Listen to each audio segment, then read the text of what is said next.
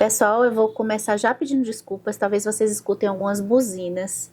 Eu não consegui configurar o microfone para vocês priorizar a minha voz. Vamos ver o que eu consigo fazer, tá? Mas o vídeo é bem especial, é o tempo que eu tô tendo para gravar, e é um vídeo que eu vou trazer uma lista de 20 livros escritos por mulheres, os meus preferidos que eu li, e já antecipo que teremos uma parte 2. Porque eu contabilizei uns 42 livros, então eu vou falar 20 nesse primeiro vídeo, e depois, mais pra frente, eu falo mais 20, deixo mais 22 para o próximo vídeo. Eu vou amar se você participar desse vídeo. Deixa aqui nos comentários desse vídeo no YouTube a sua lista de livros preferidos escritos por mulheres. Esse aqui é um especial que a gente vai fazer aqui no mês de março. E vocês acreditam que tanto tempo de YouTube eu nunca fiz essa lista assim específica? Eu acabei fazendo outras listas, pensando aqui nos livros escritos por mulheres, em temas ligados às mulheres também. E fica legal, porque agora eu tenho, assim, bastante coisa até para indicar. E a gente pode fazer um pouco disso aqui uma série. Eu vou começar Hibisco Roxo, da Chimamanda Ngozi Adichie. Esse é o meu livro preferido da Chimamanda, sendo que eu acabei não lendo Meio Sol Amarelo, vocês acreditam? Ler Hibisco Roxo me trouxe uma conexão muito forte com a Kambi Lee, que é a protagonista dessa história. A gente vai acompanhar a família dela ali em Lagos, na Nigéria. A gente está no continente africano, onde o tema aqui é muito o fundamentalismo religioso e as formas de violência que uma educação tão autoritária e tão cheia de dogmas rígidos de comportamento podem trazer para essa menina aqui. Ela vai, pela primeira vez, entrar em contato com uma família de fora. Ela sempre teve uma educação muito presa, ela e seu irmão. E quando ela entra em contato em um determinado momento com a tia, ela vai começar a perceber coisas que até antes ela não percebia. Próximo livro, número 2, é As Alegrias da Maternidade, da Buti Emecheta, que é uma autora que muitos de nós conhecemos por conta da curadoria da Chimamanda, que indicou esse livro, se eu não me engano, na TAG, e depois o sucesso foi tão grande que depois outras histórias foram sendo publicadas aqui. As Alegrias da Maternidade, acho que foi um dos livros que mexeu comigo pela temática da maternidade, justamente pelo fato dela passar pelo dilema de não mães e a pressão para pessoas que não são mães se tornarem mães. A protagonista de As Alegrias da Maternidade, que é a Nuego, ela só se sente completa se ela se tornar mãe. E ela vai realizar esse desejo, até porque o título já entrega, né? Ela vai realizar esse desejo de uma forma que a gente vai perceber também outras, vamos dizer assim, ambivalências que a maternidade, né, esse elo com os filhos de diferentes formas de afeto com suas mães. Além da gente ter, acho que talvez As Alegrias da Maternidade eu poderia chamar um romance de formação. E a gente já tem até uma lista aqui de romances de formação, e eu não me lembrei de As Alegrias da Maternidade. O livro número 3 é um baita livro, escrito na era vitoriana, aquela era que tem muitos livros góticos.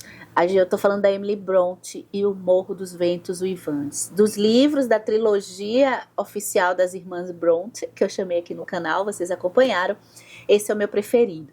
Olha que eu confesso que talvez o livro mais maduro das irmãs seja A Inquilina de Whitefell Hall ou A Senhora de Whitefell Hall, da Anne Brontë. Aí é assunto para outro vídeo.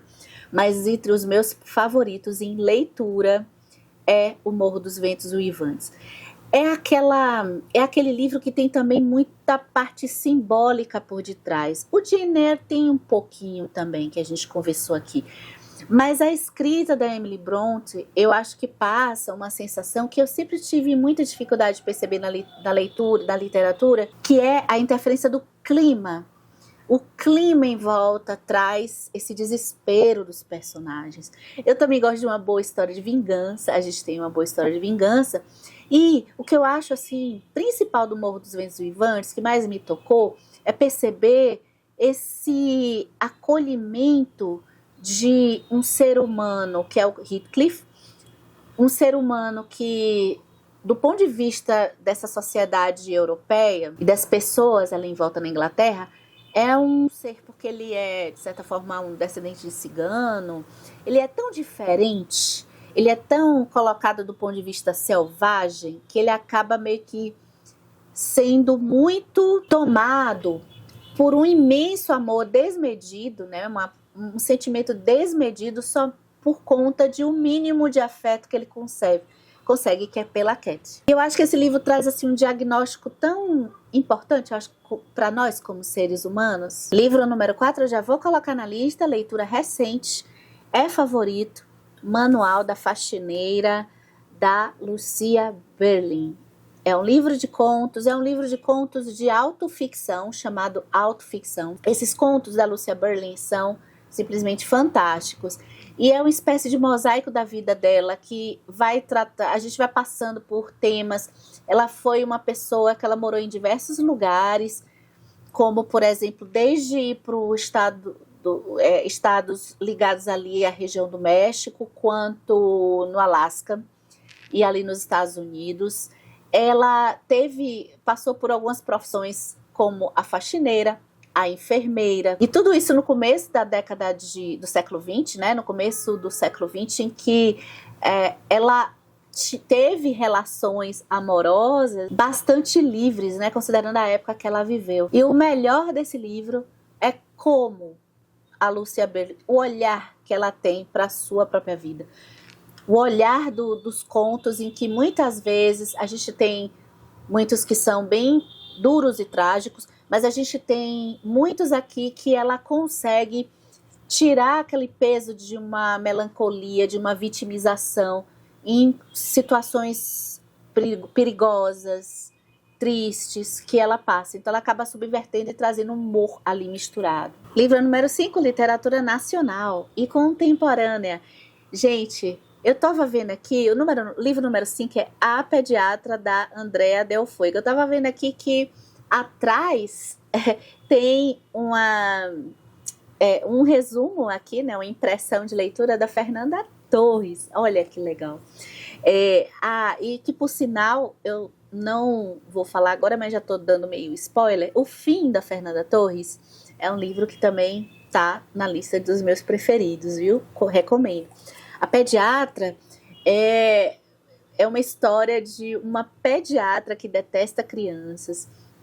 A trajetória dela, as impressões dela, essa coisa de ser realmente uma vilã como protagonista e como meio que heroína, porque o livro todo se passa sendo conduzido por ela. O que eu achei de mais impressionante é que a gente, lendo esse livro, a gente tem acesso às atrocidades da mentalidade da protagonista aqui, da pediatra, e ao mesmo tempo como que o status dela, o fato dela ser médica, traz para as pessoas à sua volta uma percepção de que tudo que ela indica, que ela demanda, é aceito com naturalidade.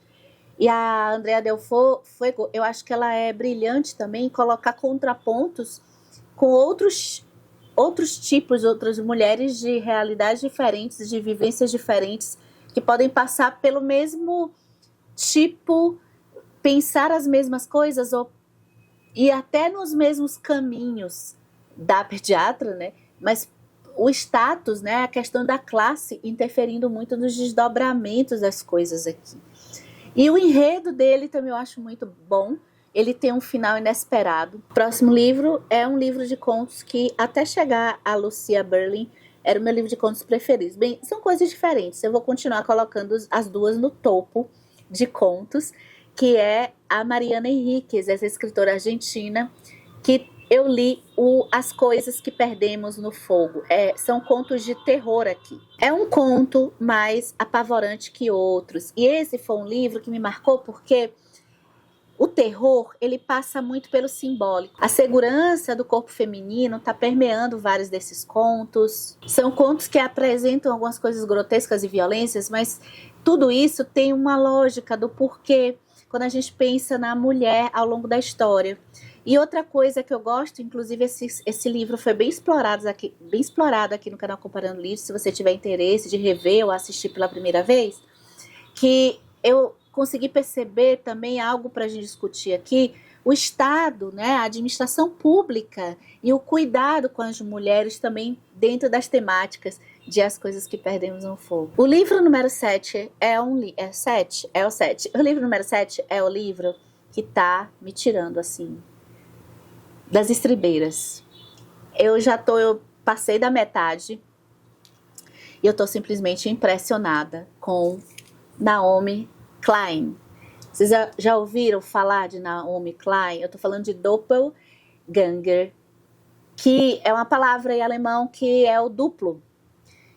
A Naomi Klein, eu preciso já começar aqui que ela não é a Naomi Wolf, que escreveu O Mito da Beleza. A Naomi Klein eu não conhecia, eu tinha lido O Mito da Beleza lá atrás, e a Naomi Klein sempre foi, por muitos anos foi, e até hoje é, confundida o tempo todo com a Naomi Wolf. O que ela vai fazer aqui? Ela começa a escrever esse livro na pandemia, e a partir da pandemia, as coisas começam a ficar um pouco pesadas, porque a Naomi Wolf, a doppelganger da Naomi Klein, ela começa a ter uma espécie de humilhação profissional por conta de alguns dados de pesquisa que ela colocou em alguns livros dela e que isso publicamente é revelado em que ela faz uma análise totalmente rápida, sem nenhum cuidado, causando uma distorção em número de mortos, né? E dizer que um grupo, ela faz um estudo da Idade Média e ela é desmascarada, dizendo que um grupo de homossexuais tinham morrido. Isso não foi verdade, ela é meio que desmascarada ali no podcast, que é meio que já havia acontecendo algumas denúncias, assim, vamos dizer, em termos de redes sociais para ela, mas ali não é nenhum cancelamento, é uma humilhação mesmo.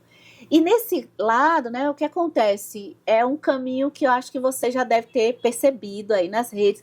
Muitas pessoas que sofrem ou cancelamentos, ou o caso aqui da Naomi Wolf, né, a do Mito da Beleza, elas vão ser acolhidas pela extrema-direita, como a gente se tornou, né? E aí ela vai mostrar quanto que isso piora a situação dela do ponto de vista até jurídico, da Naomi Klein, porque começam a atribuir a Naomi Klein coisas que, na verdade, é a UF que está fazendo. E esse livro é sensacional, porque ela vai estudar um pouco essa obsessão que ela acabou tendo para se... A Naomi Klein, ela sempre foi para uma linha mais contra o capitalismo ligado à crise climática e à crítica a essas marcas ultramilionárias. A Naomi Wolf sempre foi por feminismo, né? É o capitalismo do feminismo. É diferente, mas elas tinham, de certa forma, uma coerência, um lado assim, de direcionamento de ideias. Só que depois o negócio parece que vai ao que ela chama de mundo do espelho. O subtítulo do livro é Uma Viagem através do Mundo do Espelho. Para eu falar mais desse livro, é só um vídeo, eu vou ver se eu consigo fazer para ele, tá? Número 8 vão ser 3 livros. Eu tô falando de Imagens da Mulher no Ocidente Moderno, estudo da Isabelle Anchieta, sobre a influência de algumas imagens. Ela faz algumas escolhas de imagens e ela estuda como que essas imagens surgiram e como foi também a utilização dessas imagens como forma simbólica de trazer algumas ideias sobre mulheres, estereótipos femininos, e ao mesmo tempo como também não é nada muito idealizado não, porque como que também algumas mulheres utilizaram dessas imagens a seu favor. Então, no primeiro volume, tem a questão das bruxas e das índias tupinambás. No segundo volume, ela vai estudar a imagem de Maria Madalena e Maria, mãe de Jesus. E no terceiro, ela vai estudar as estrelas de Hollywood, algumas das estrelas de Hollywood e a influência dessas imagens. Agora, pensando na autopromoção, assim, não é nem O terceiro é a mulher até produzindo a sua própria imagem, né? Ajudando a produzir essa sua própria imagem. Livro número 9 é Mulheres e Poder. É um livro fininho da historiadora Mary Beard, uma historiadora especializada em Roma antiga. Eu tenho outro livro dela aqui que eu ainda não li, que é o SPQR. Mulheres e Poder é sublime porque eu surtei lendo, porque ela vai falar da voz das mulheres, a entonação da voz das mulheres e o quanto que isso na história sempre foi colocado para uma ideia de que as mulheres, para serem ouvidas ou para terem uma força e um poder na sua voz, elas tinham que erguer a voz. Elas tinham que falar sempre em tom de briga, falar alto, e os homens não necessariamente. Então ela faz um processo de análise, utilizando muitos fatos vindo lá da Grécia, Roma Antiga, partes específicas de algumas obras das artes e da literatura e alguns discursos famosos de mulheres. Livro número 10 eu falei recentemente, é O Custo de Vida, da Deborah Levy. Conheci a Deborah Levy ano passado. Custo de Vida é um livro também de memórias. Ela escolhe uma parte da sua vida em que ela se separou depois de muitos anos casada com um homem, e é meio que ela mostrar como que ela foi se reconstruindo depois desse divórcio. E o que eu mais gosto da Deborah Levy é como ela pega fatos cotidianos, especialmente objetos, e cria dentro deles uma espécie de simbolização, de significação sobre o olhar da sua própria história, né? Ler a Deborah Levy me fez aprender a ver algumas coisas da minha vida de uma forma diferente, que eu não tinha essa capacidade de associar cheiros, um cotidiano comum, a algo que pode fazer um vínculo lá com o passado. Associar por meio de palavras, porque essas coisas já acontecem dentro de nós. E eu acho que a Deborah Levy, ela é habilidosa em colocar em texto tudo isso que ela passa nesse período da sua vida. O livro número 11, ele tá acho que se for fazer um top desses, ele tá lá nos tops, pelo menos o top 3, que é o sobre fotografia, da Susan Sontag. Eu passei a olhar a fotografia de uma forma totalmente diferente depois de assistir esse livro. O vídeo aqui do canal, eu só penso no Instagram, né? Porque quando a gente pensa na cultura do narcisismo, eu acho que esse livro combina, embora ele foi escrito em uma época que não tinha redes sociais. Pensar a imagem é pensar algo que já está posto, né? Pensar a imagem é pensar também, como a Sontag faz muito bem, de quem está o objetivo da foto, quem está batendo a foto. Qual é o sentido de tirar foto de algo trágico? É dar notícia para o outro? E qual é o sentido de fazer um cenário para tirar uma foto de uma coisa que não é muito bem verdade? Na época que eu estava mergulhando bastante na literatura negra, lendo livros de não ficção relacionados a feminismo negro, a estudos decoloniais, acho que o que mais me marcou foi a Bell Hooks e o seu E Eu Não Sou Uma Mulher. Eu não sei, mas eu tenho a impressão que esse aqui é o livro mais repetido aqui no canal. Volta e meia eu estou mencionando ele aqui, relacionando a outros tantos livros, porque eu acho que perceber a construção das ideias das mulheres negras, a história dela, as imagens utilizadas para controlá-las, perceber o papel de muitas dessas mulheres nas leis que tiraram a segregação racial nos Estados Unidos. É muito bonito, é marcante, é transformador. O Eu Não Sou Uma Mulher se refere ao discurso de uma moça chamada Sujeni Truth. Inclusive, o livro que eu falei da Mary Beard, Mulheres e Poder, é mencionado esse discurso também, em que, inclusive, a Mary Beard, ela aponta que, possivelmente, esse discurso não tenha sido com tanta ênfase, né? Que a Sujeni Truth possivelmente tenha feito esse discurso de uma forma bem tranquila e pacata, no sentido, assim, assertiva. Assertividade, ela não precisa ter a voz alta, não precisa gritar para a gente ser ouvida, né? Mas muitas vezes eu acho que a gente foi tão silenciada que a gente acabou escolhendo o lado do grito. Próximo livro é um dos meus preferidos da vida. Minha edição nova de Frankenstein, da Mary Shelley. Eu ainda tenho a outra, tá?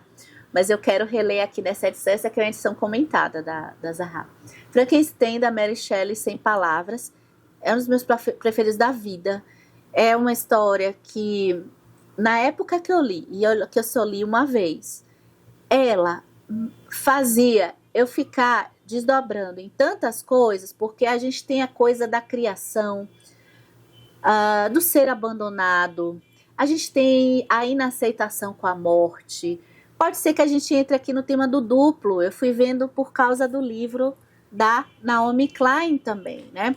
Eu posso entrar de certa forma no lado do duplo, quando o Dr. Frankenstein decide fazer uma criatura meio que para dizer que ele pode dar vida a outro ser, mas pensando que a criatura vai ser meio que a imagem e semelhança dele. E a dor do abandono, a dor da solidão, que não tem jeito, né, gente? Alguma vez a gente já sentiu isso na vida. Outro livro que eu de vez em quando falo aqui no canal é outra escritora nacional, Eliane Brum, com Os Meus Desacontecimentos. Esse aqui é um livro de memórias que ele é contado de um jeito que impressiona muito pelo texto.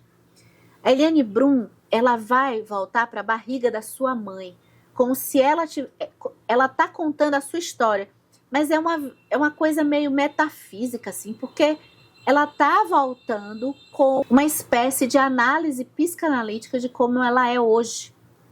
Então o feto ou a criança não está pensando, não tem condições de pensar as complexidades que a Eliane Brum está contando.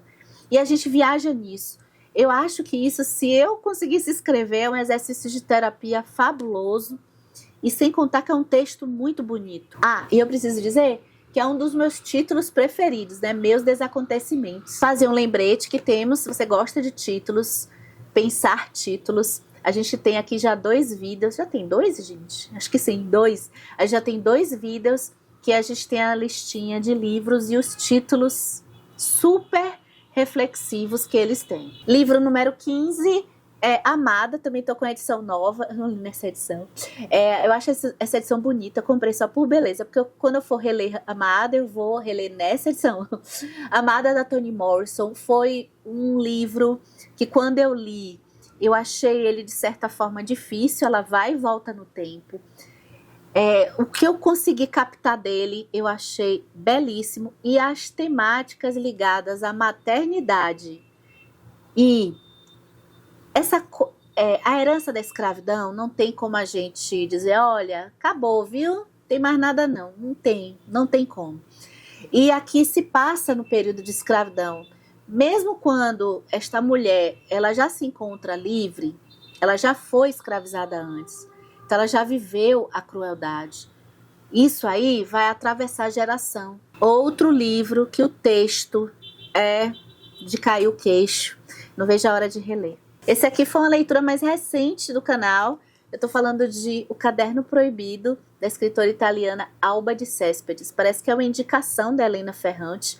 E esse livro, ele é um diário. Olha, livros em forma de diário, eu leio muito poucos. Eu acho que eu não estou me lembrando de nenhum fora esse. E é muito interessante a gente acompanhar uma mulher que está chegando em uma fase que ela começa ali entre 30 e 40 anos. Depois, mais para frente no canal, a gente vai voltar para o tema das mulheres 40 a mais. Aguarde. Essa mulher decide comprar um livro para ser o seu diário, um diário que é proibido, porque é um diário que ela vai contar coisas de insatisfações que ela começa de uma forma leve. Ela quer entender o que está acontecendo com ela. Os filhos já estão começando a ficar numa idade mais avançada, né? Ali na adolescência. Então ela sempre esteve ali dentro de casa com o marido, ela trabalhando também, mas uma outra forma, eles sempre dividiram, passaram de algumas dificuldades. Ela vai começar também a escrever sobre a mãe dela. Então, quanto mais ela escreve no seu caderno, né, ela vai percebendo mais coisas, mais detalhes. Ela vai percebendo também algumas insatisfações. Esse aqui não tem como. Ele entrou nos melhores do ano de 2023, acho que foi 2023. Eu tô falando de Água Fresca para as Flores, da escritora Valérie Perrin. Olha, eu fico tão feliz quando alguns livros, acho que todos os leitores, as leitoras, quando gostam muito, muito, muito de um livro, indicam para as pessoas, e as pessoas voltam para falar que amaram também, né? Acontece com Água Fresca para as Flores. Claro que tem livros que eles são mais, assim, difíceis de agradar a um grande número de pessoas. Isso não quer dizer que um leitor seja mais ou menos inteligente que outro. É porque existem histórias que são mais fáceis de comover a grande parte de nós, né? Esse aqui, ele é um livro que ele tem, assim, uma delicadeza na forma de tratar assuntos muito pesados. E foi isso que mais me impressionou. Sem contar de que ele me emocionou também demais por uma trajetória de uma mulher sozinha, num sentido de origem, né, de ter tido um passado duro, mas que ela não traz o ressentimento para si, diferente do marido dela. O marido dela, que também tem um passado problemático, ele reverte isso de uma forma violenta. Então a trajetória dela é um enredo também bem estruturado. A gente começa vendo ela toma conta de um cemitério, e a gente vai voltar para o passado dela para entender por que ela chegou naquele ponto. E vamos terminar, faltam 3 livros. Eu vou falar de um livro que eu li no começo do meu hábito de leitura, e eu acho que dessas distopias que eu li nessa época, essa é a mais rica, é a que eu continuo até hoje. Eu não tenho mais o livro, não sei se eu quero reler, mas eu acho que, às vezes eu assisto o filme, quando eu continuo entrando nessa história, eu vejo como ela é rica e como ela é uma ótima porta de entrada para pessoas que não têm hábitos de leitura, jovens passarem a ter, e um livro muito bom para discussão. Mas como ele foi assim um alvoroço, eu acho que hoje tem muita gente interessada nele. Eu estou falando de Jogos Vorazes, escrito pela Suzanne Collins. A história, eu acho que foi uma história montada de um jeito muito inteligente, porque ela coloca um regime totalitário e que entra muito nos temas que a gente tem hoje, tema de narrativas. Para você romper um sistema, não é só... Bem, tem a parte da guerra violenta mesmo, né, da revolução. Mas não é só isso, tem a parte também dos meios de comunicação, da forma e utilização de narrativas e de mídia. Tudo isso lá atrás, escrito ali pelo começo dos anos 2000, se eu não me engano, gente. Então, Jogos Vorazes me marca como literatura, e principalmente eu ter lido nessa fase, eu estava começando a ter o hábito de leitura, li junto com outras distopias e muito encantada com o gênero das distopias, porque eu não tinha lido as distopias clássicas, como muitos leitores com 10 anos de idade já leram 1984, Fahrenheit 451 e Admirável Mundo Novo. Eu não, eu só fui ler lá depois dos 40, tá? Então, quando eu passei a ter hábito de leitura ali por volta dos 35 anos, eu me encantei com esse gênero da distopia pela primeira vez, o que foi muito gostoso. Nessa lista não poderia deixar de faltar poesia, né? Não poderia faltar. Eu tô falando de Wisława Szymborska, uma poetisa polonesa, que escreve esse livro, tem esse livro publicado pela Companhia das Letras, que se chama Poemas. Aí eu não sei nem como indicar, né? Mas vocês olham aqui a capinha dele.